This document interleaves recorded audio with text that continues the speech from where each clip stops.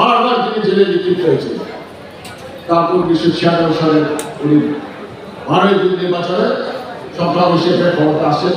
ক্ষমতা আসার পর প্রথম দিন পার্লামেন্টে এই বঙ্গবন্ধু যে ইংরেজিত জিয়া বাবার যে ইংরেজিত অধ্যাদেশ ওটা কি করেছিল, পাস করেছিল, যাতে বঙ্গবন্ধু তার পরিবারের বিচার ক্ষতির না হতে পারে,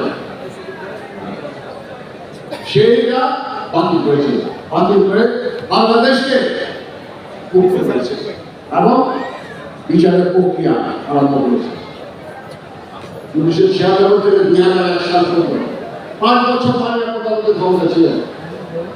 বাংলাদেশে ওই সময় পুলিশে যারা আমাদের বয়সে আছে কিনা, তাদের বয়স 50-এর কাছাকাছি, 45-এর কাছাকাছি, তারা জানেন 1998 সালে একটা ভয়াবহ বন্যা হয়েছিল বাংলাদেশে, 98 সালে, এবং সবচেয়ে দীর্ঘস্থায়ী বন্যা হয়েছিল 3.5 মাসের মতো।